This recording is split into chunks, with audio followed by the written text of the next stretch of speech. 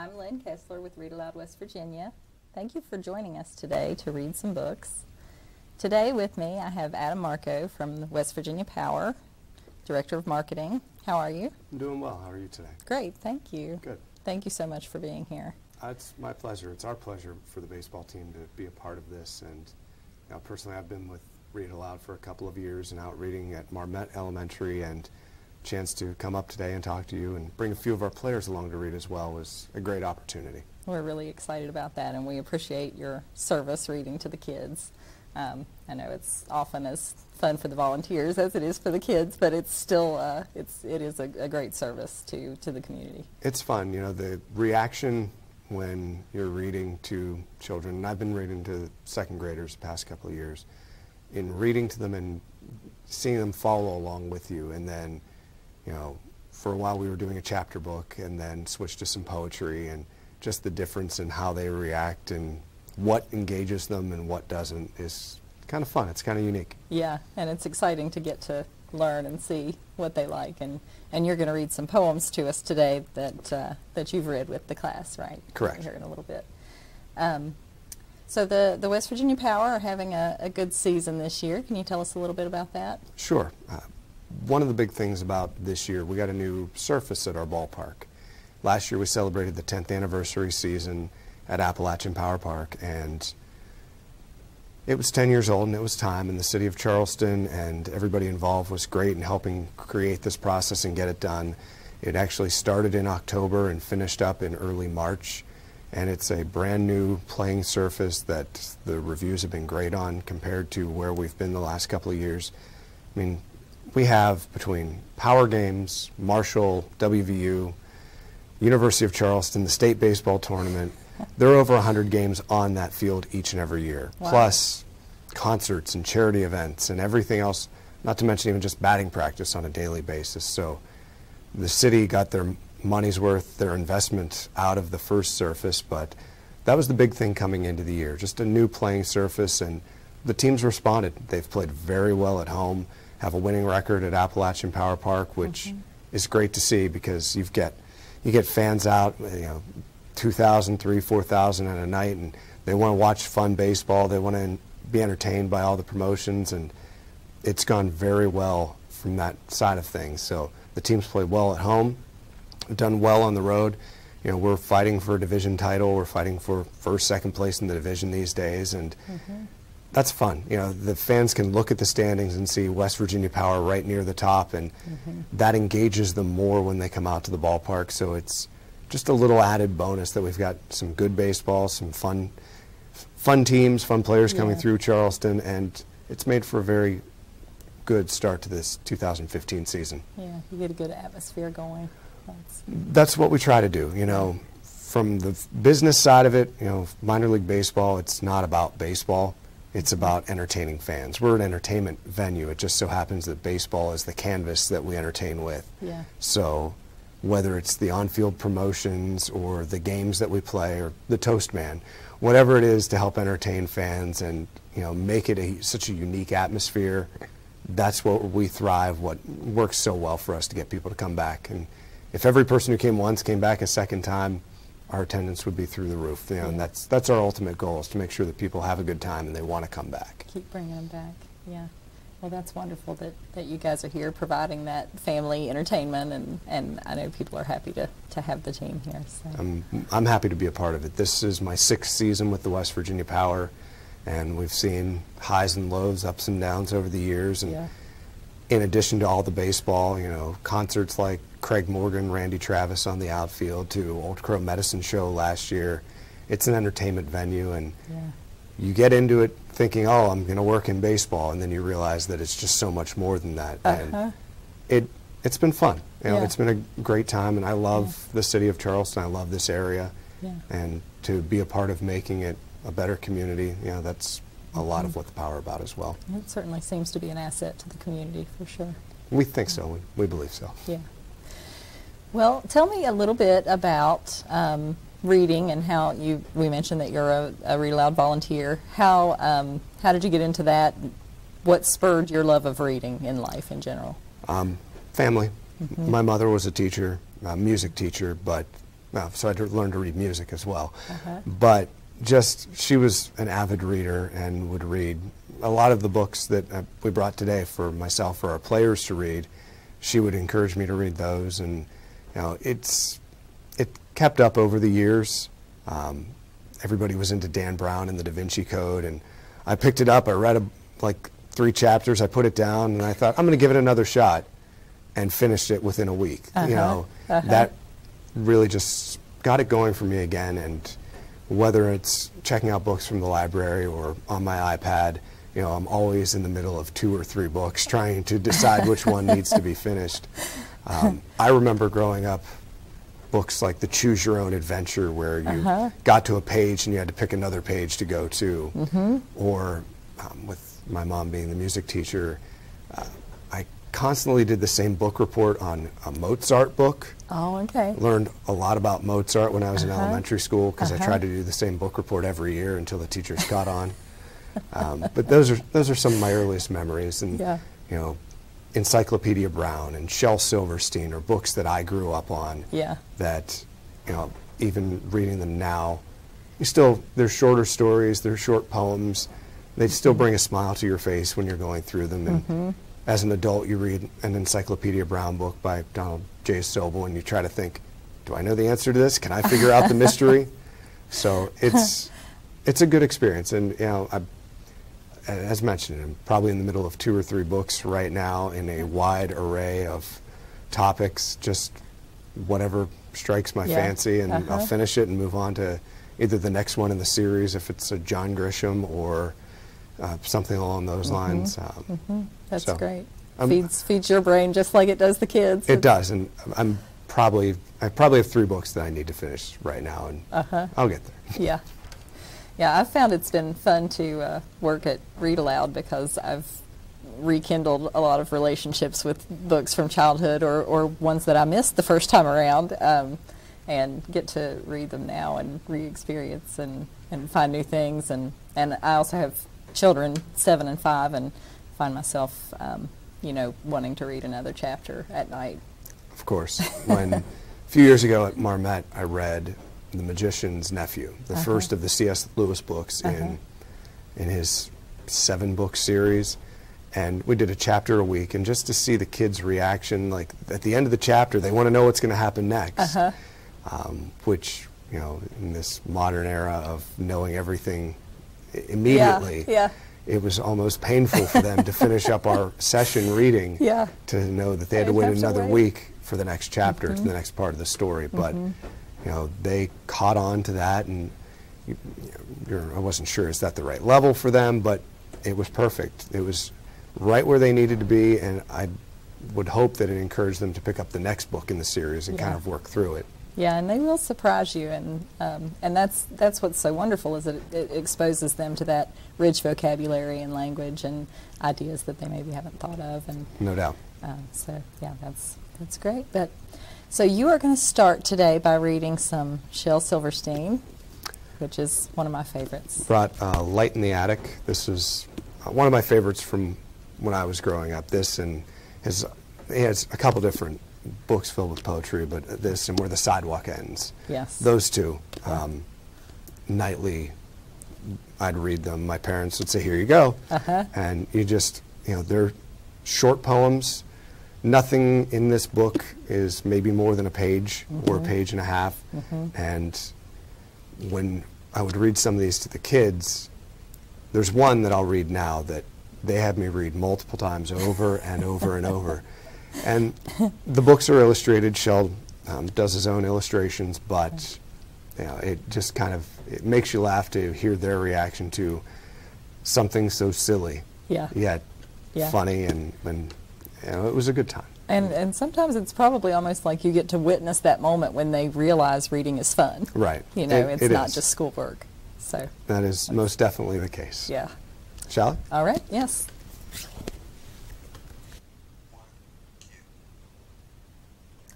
Today we're reading from Shel Silverstein's A Light in the Attic. The first poem, Somebody Has to.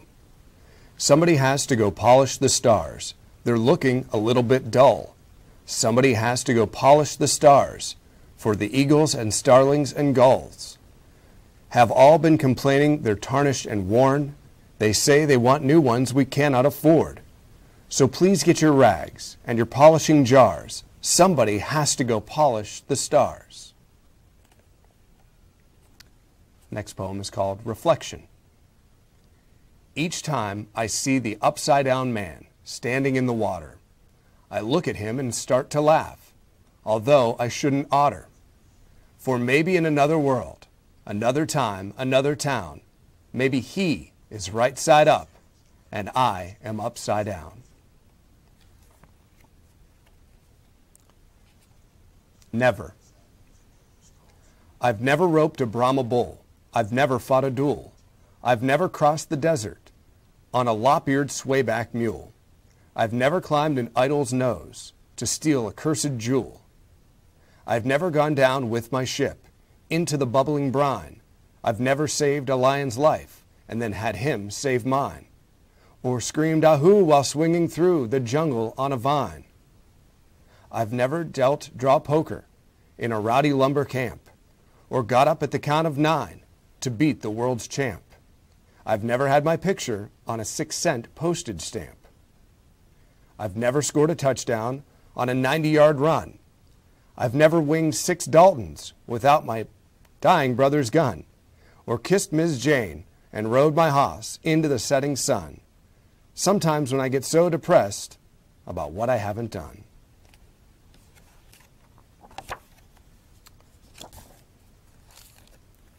Here's one called Homework Machine by Shel Silverstein. The homework machine, oh the homework machine, the most perfect contraption that's ever been seen. Just put in your homework, then drop in a dime. Snap on the switch and in 10 seconds time, your homework comes out, quick and clean as can be. Here it is, 9 plus 4, and the answer is 3. 3? Oh me, I guess it's not as perfect as I thought it would be.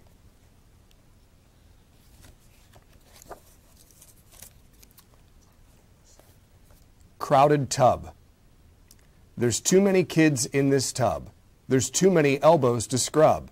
I just washed a behind that I'm sure wasn't mine.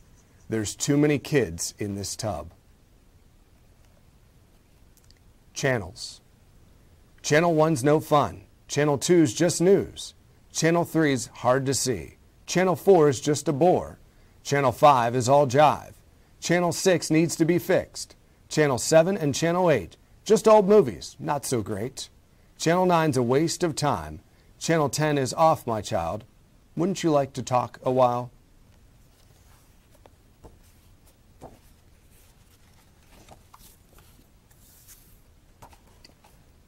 Twistable, turnable man. Here's the twistable, turnable, squeezable, pullable, stretchable, foldable man. He can crawl in your pocket or fit in your locket, or screw himself into a 20-volt socket, or stretch himself up to the steeple or taller, or squeeze himself into a thimble or smaller. Yes, he can. Of course he can. He's the twistable, turnable, squeezable, pullable, stretchable, shrinkable man. And he lives a passable life with his squeezable, lovable, kissable, huggable, pullable, tuggable wife. And they have 2 twistable kids who bend up the way that they did, and they turn to and they stretch just as much as they can for this bendable, foldable, do what you're toldable, easily moldable, buy what you're soldable, washable, mendable, highly dependable, buyable, saleable, always available, bounceable, shakeable, almost unbreakable, twistable, turnable man. Batty. The baby bat screamed out in fright. Turn on the dark, I'm afraid of the light.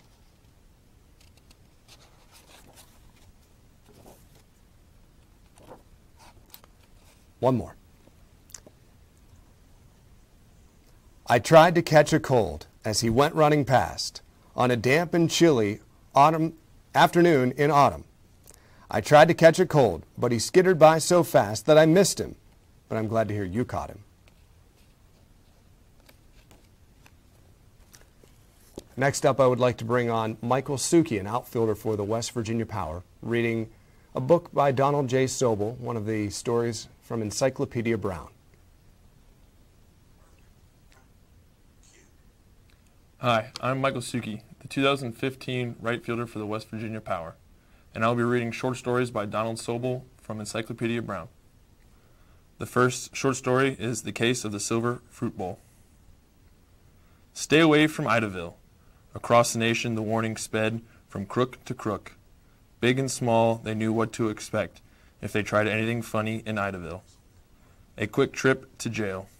For more than a year, no child or grown-up had gotten away with breaking a law there. How did Idaville do it?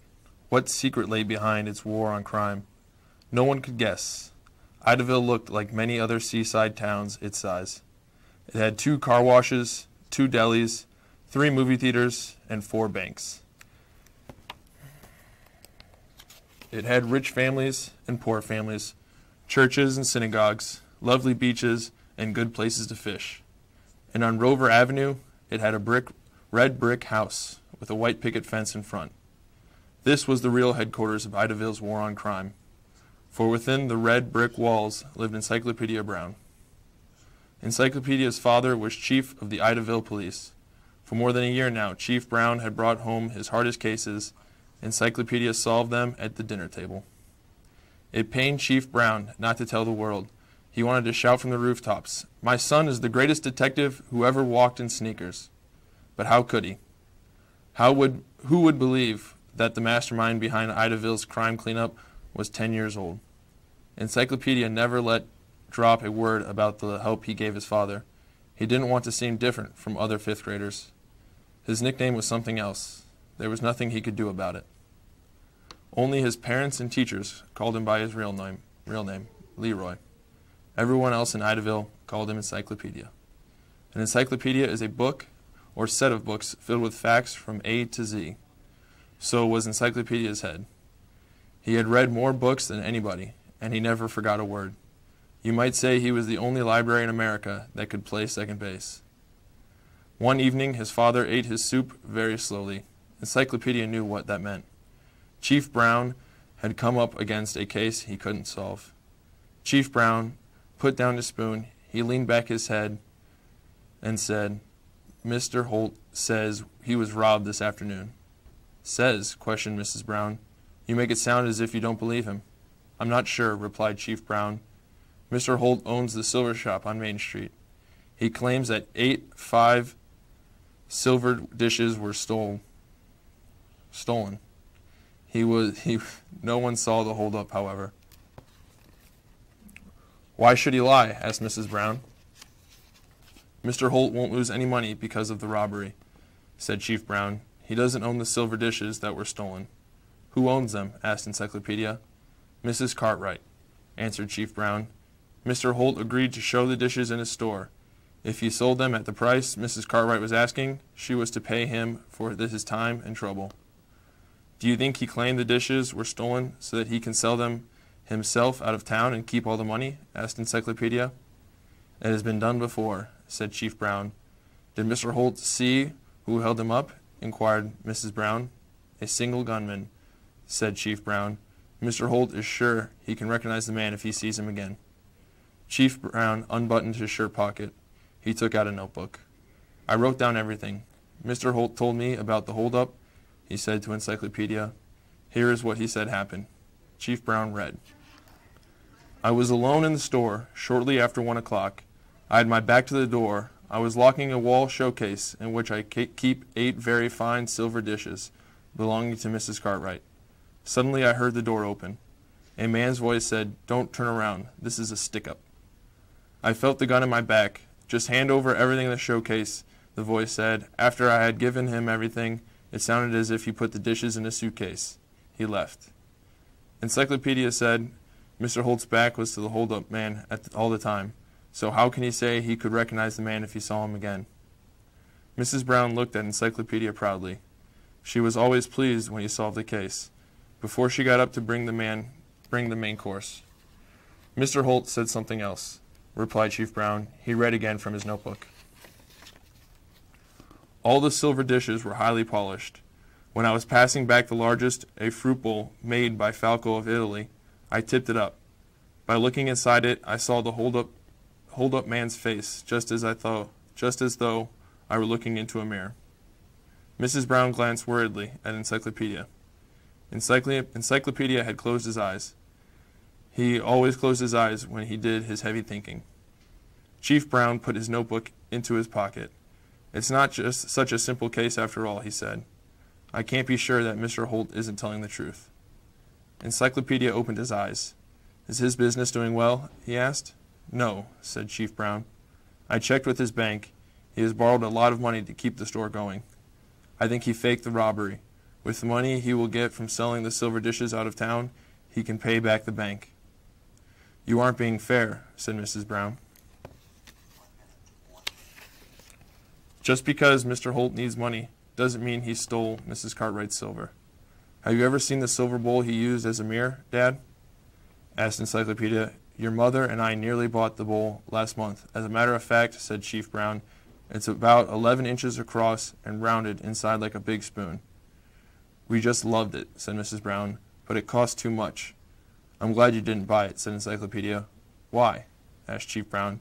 "Because Mr. Holt needed the fruit bowl for his story," said Encyclopedia. "He was afraid he might not get away with the simple story of a hold-up man. He had to add something that showed he acted to get back Mrs. Cartwright's silver dishes. So we put in the part about using the fruit bowl as a mirror to see the hold-up man's face. I'm afraid that part doesn't matter," said Chief Brown. "We can't prove that he didn't see the hold-up man's face any more we can prove he made up the whole story. Maybe there was a hold-up man, maybe there wasn't. We're back where we started. Not quite dead," said Encyclopedia. "We know that Mr. Holt is lying." What made Encyclopedia sure? The solution for the case of the silver fruit bowl. Chief Brown's words pointed out to Encyclopedia where Mr. Holt had lied. Chief Brown said that the silver fruit bowl was rounded like a big spoon. It would have been impossible for Mr. Holt, looking into the fruit bowl, to get a good idea of what the hold-up man looked like, as he claimed. "Look into a shiny spoon. What do you see? You see yourself as in a mirror, but upside down." Shown how impossible his story was, Mr. Holt told the truth. He had made up the hold-up man. He had stolen the silver dishes himself, hoping to sell them in another city and keep all the money. And that is the first short story from Donald Sobel. Next you will hear from our shortstop, Cole Tucker. Thank you. Hi, my name's Cole Tucker. I play shortstop for the West Virginia Power, and I'm here today with Book Nook reading a short story from Encyclopedia Brown's Take the Case. The first story I'm going to read is called The Case of the Talking House. Encyclopedia helped his father solve mysteries throughout the year. In the summer, he helped the neighborhood children as well. When school let out, he opened his own detective agency in the garage. Every morning he hung out this sign.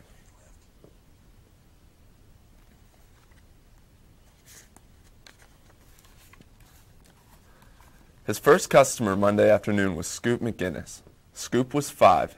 He could neither read nor write, but with the help of his older sister, he picked out a 2-page weekly newspaper, The Cricket. The Cricket was by kids for kids and about kids. It stood for good citizenship, zoos, toys, and better hot dogs.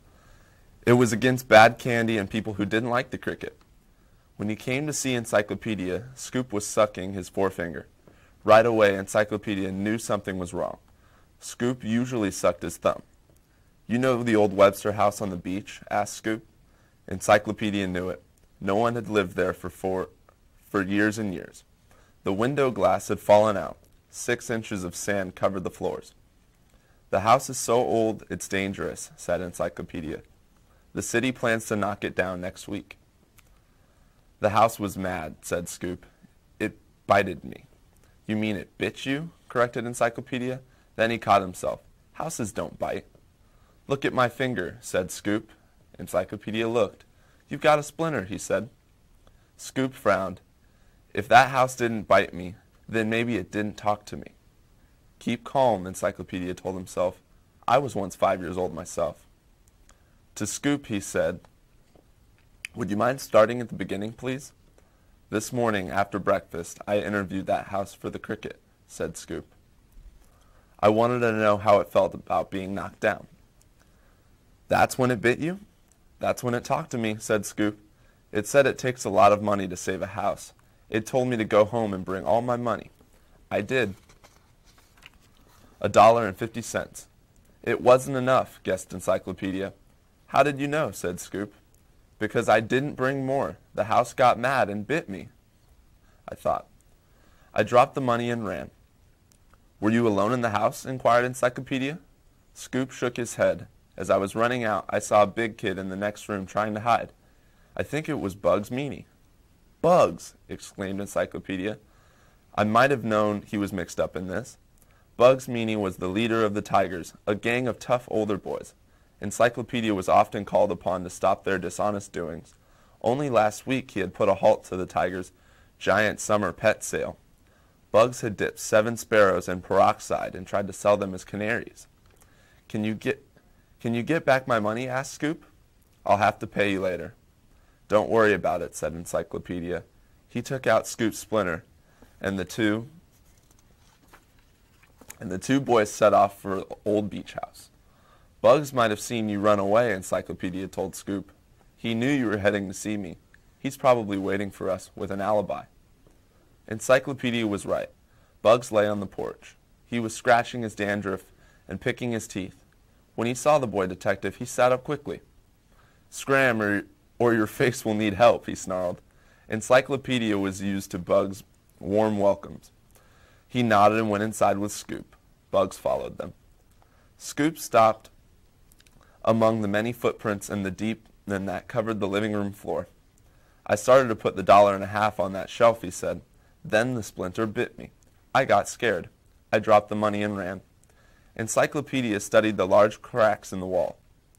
Bugs could have stood in the next room watching and listening, he said. What's with you two crazy cats? Demanded Bugs. I came here for some wood. I'm adding a pool room to the Tigers' clubhouse. You made me think he was talking, said Scoop. You took my money. I didn't take anything except a nap, said Bugs. The wood in this dump wouldn't make a good slop bucket. He began walking slowly around the room.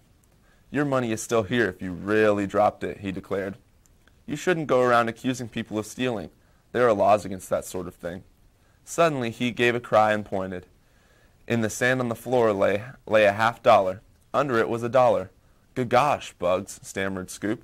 I thought the worst of you. I'm sorry. Don't be, said Encyclopedia. If you hadn't run out of the room and seen Bugs, he'd have kept your money. So what made Encyclopedia so certain?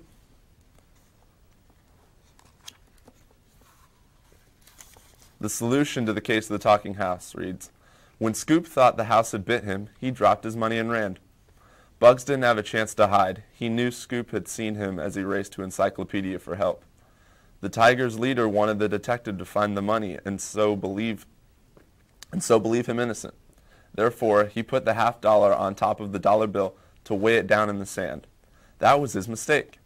When a coin and a bill are dropped, the coin lands first. The bill floats down and lands on top of the coin, not underneath it.